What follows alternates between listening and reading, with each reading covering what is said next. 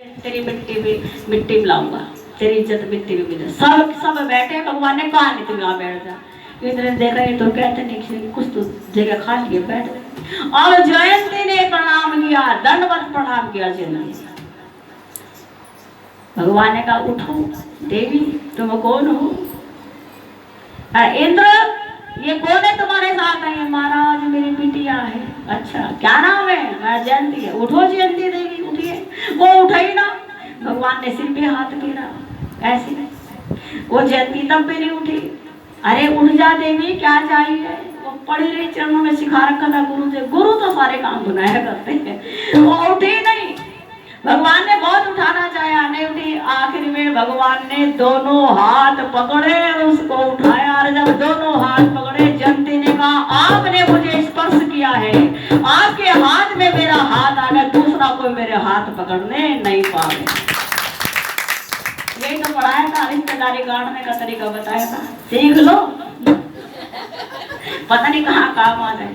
आपने मेरा हाथ पकड़ा है प्रभु, और हम देवियों का एक ही ये नियम है, एक बार जो हाथ पकड़ देता है बस हमेशा अपना हाथ उसी के हाथ, दूसरा कोई हाथ पकड़ कर नहीं रहेगा।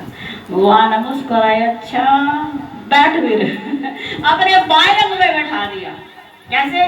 प्रभु ने पकड़ा जो जयंती का हाथ, प्रभु ने पकड़ा जो जयंती का हाथ, पर जाको सुखी करते दिन और रात, पर जाको सुखी करते दिन और रात। कैसा सुंदर रहस्य बनाया, फिर कोई जान ना पाया। कैसा सुंदर रहस्य बताया, फिर कोई जान ना पाया। देखो प्रभु ऋषभ की माया, फिर कोई जान ना पाया। भरत जी था, भरत जी को राज्य दे करके ऋषभ देव भगवान जंगलों को चले गए।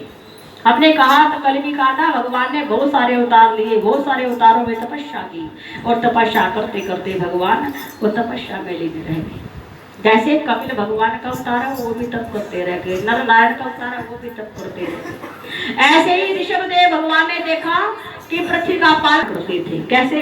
ऐसे है प्रभु जी पतित उदाहरण हार, ऐसे है प्रभु जी पतित उदाहरण। कभी समाधि जाकर के पर्वत पे आप लगाते थे, 3 महीनों की क्या गिनती वर्षों में ही बिताते थे। डूब ध्यान में जाते थे, जल पिए न खाना खाते थे। सर्दी के मौसम में दयालु गर्भों से ढक जाते थे। भाकर में सुनते रहते भक्तों की आर्त पुकार, रहते हैं प्रभु पतित उदाहरण हार, रहते हैं प्रभु हमारे प्रभु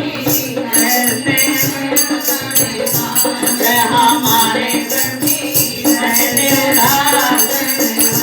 दर्द भरी आवाज कान में भक्तों की सुन पाते थे। तुरंत समाधि खुल जाती, हाथों से बर्फ हटाते थे। दुनिया के दुख हरने में प्रभु वर्षा नहीं लगाते थे। धरती के वश उठ करके दयालु नंगे पैरों आते थे। करते हर सारी कठिनाई देते खूब दुलार, ऐसे है प्रभु जी पतित उदाहरण हार। देखो ऋषभ प्रभु जी पतित उदाहरण हार। शक्ति ऐसी परबल थी, वरदान जो तुमसे पाते थे। जो कुछ मुख से निकल गया बस वही काज हो जाते थे। अंधे काने लंगड़े बहरे जो आज तुमसे पाते थे। मोहताज तरस लाखों जग में धनवान कहाते थे। तेरे लीला का ना कोई पाया ना पार। देखो ऋषभ प्रभु जी पतित उदाहरण हार। देखो ऋषभ प्रभु जी पतित उदाहरण हार। समाधि छोड़ कर फिर पर जाकर बार सुनने के लिए आते थे, प्रजा का दुख दूर जा फिर समाधि में लग जाते थे। अब भरत जी कहने लगे, पिताजी आप चिंता मत करो, सारी कठिनाई प्रजा की मैं दूर करूंगा, तप में मन है तो तप में मन लगा, आप प्रगाढ़ समाधि लगा दी। लेकिन दुनिया, अरे भगवान अच्छी बात है, भगवान पत्थर की मूर्ति के बना बैठा है, अगर पत्थर की मूर्ति चंचल हो गई ना तो उनसे भी धोखा कर बैठो, उनका भी आदर खो दोगे।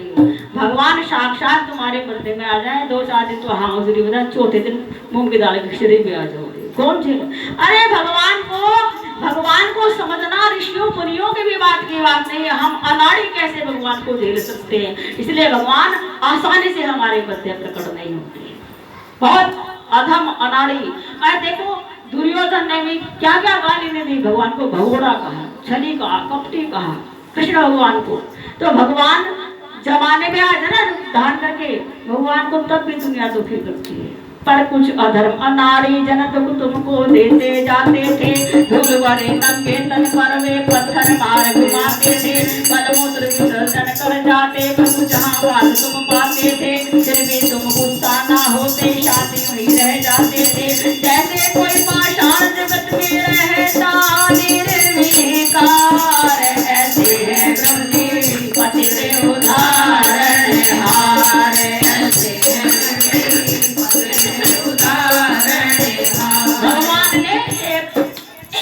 भगवान ने एक जनेऊ भी निकाल के फेंक दिया, ना मैं ब्राह्मण हूँ, ना मैं क्षत्रिय हूँ, ना मैं वैश्य हूँ, ना मैं शूद्र हूँ, हर जाति से परे, भगवान तो जाति से परे। लेकिन अनाड़ी लोग उनके पर थूक देते थे, भगवान ने अजगर वृत्ति धारण कर ली, एक जगह नंगे बदन पड़े रहते थे, कोई थूक देता था, कोई मुझ देता था, कोई पत्थर मार माता को टुकड़े फेंक देता था, पाषाण मारते थे, भगवान तब भी किसको गाली नहीं देते।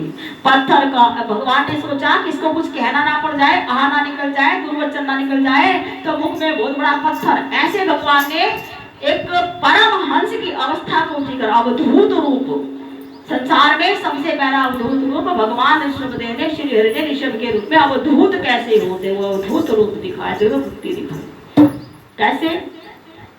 पत्थर का एक टुकड़ा तुमने अपने मुंह में धरा देखो, अजगर वृत्ति थी अपनाए रखते तन पड़ी जमा देखो, तन पर एक लंगोटी तक ना नंगा बदन तपा देखो, चाहे तपन हो या हो ठिठुरन या मूर्छाधार बरसा देखो, आपके तन के बल से उठती रहती सुगंध अपार, ऐसे है प्रभु जी पति से उदाहरण हार, हमारे प्रभु जी पति से उदाहरण।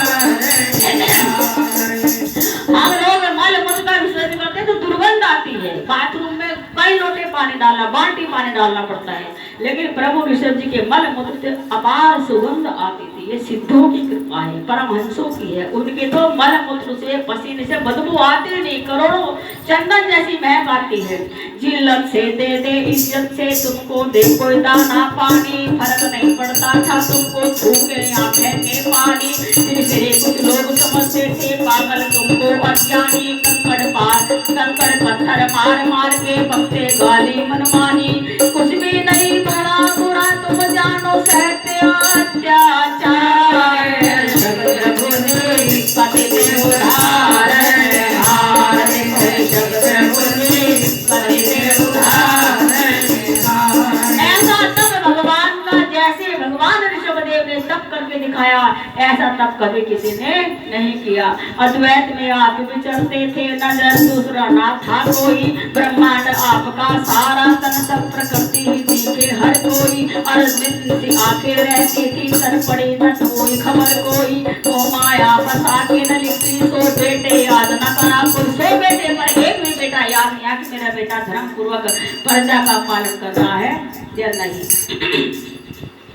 हजारों वर्ष हो गए, नहाना धोना कुछ नहीं था, क्योंकि योग के तो पसीने में भी बहुत बड़ी सीधियां सीधी रहती हैं, धूल में धुस रही थी सारी काया, नए स्नान वो करते थे, तन से देखो बिखरती रहती, किरणें तेज के रखते थे, लंबे लंबे केश को अपने धूल में साने रखते थे, अंचल सारा छोड़ दिया जिस अमृत अंदर जपते थे, लगी अगम अपार समाधि भोला सब संसार, देखो ऋषभ प्रभु जी पति से उदाहरण हार, देखो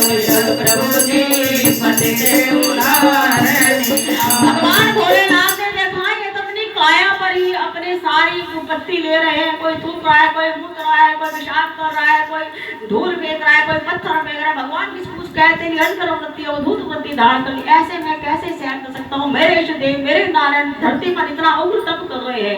आज भगवान कह रहे हैं आपने पृथ्वी का पालन करने के लिए आपने अवतार लिया था, आपने अवधूत कैसे बना जाता है, तप कैसे किया जाता है, अंतर वृत्ति कैसे धारण की जाती है, सिद्ध पुरुष कैसे बना जाता है, परमहंस कैसे बना जाता है, ये सारी शिक्षा देती संसार वालों को पास, लेकिन मैं आपके देह को इतने कष्ट में नहीं देता। भोलेनाथ आज उनके पास चले आए। एक दिन भोलेनाथ पर्वत से उनके पास चले आए, हो गया पूरा काम प्रभु जिस कारण से थे तुम आए। गृहस्थी ब्रह्मचारी सन्यासी वानप्रस्थी शिक्षा तुमसे पाए, योग शक्ति और सांख्य योग की भूमि दृढ़ तुमसे पाए। लौट जाओ धाम को अपने, लौट जाओ धाम को अपने, छोड़ो ये संसार। जब प्रभु जी पतित उद्धारण हार, जब प्रभु जी पतित उद्धारण हार। परमहंस जैसी समाधि अवस्था भगवान ने सबको दिखा दिया। परमहंस बनना हो तो ऐसा, सिद्ध बनना हो तो ऐसा, फकीर बनना हो तो ऐसा, सहन शक्ति हो तो ऐसी, उदार हो तो ऐसा, ऐसा साधु होना चाहिए। आज लोग साधु को जान छेड़े तो देखो भजन कर दो, यूं कर दो, यूं कर दो, गाड़ी पे गाड़ी नहीं कही तो कहा कि अब ये शरीर छोड़ दो, क्यों अपने शरीर को कष्ट देते हो? जो काम आपको करना था कर दिया। जो परमहंस की अवस्था, जो शिक्षा देनी थी जगत को देती, सन्यासी आपसे शिक्षा पाएंगे, वानप्रस्थी पाएंगे, ब्रह्मचारी पाएंगे, सिद्ध पाएंगे, ऋषि मुनि सब आपसे शिक्षा पाएंगे। आप तो शिक्षा का विद्यालय बन गए हो, लेकिन मैं आपके शरीर को इतना कष्ट में नहीं देता, इसलिए आप शरीर छोड़ दो। भगवान ने प्रार्थना की भोलेनाथ ने। तो कूटक पर्वत के वन में जाता पापतन भारी हुआ। देखो भगवान ऋषभ जी अपने शरीर को कैसे छोड़ने, शरीर छोड़ने का तरीका भगवान से, भगवान ही छोड़ सकता है, दूसरा कोई इंसान ऐसा शरीर नहीं छोड़ सकता। कूटक पर्वत के वन में जाता पापतन भारी उनका, तपते तपते आग जो निकली तन अंगारी था उनका। उस अंगारी को पा करके जली घास सूखा तिनका, कर दिया भस्मीभूत वो जंगल ना हड्डी मिली ना निशा उनका। 5 गज की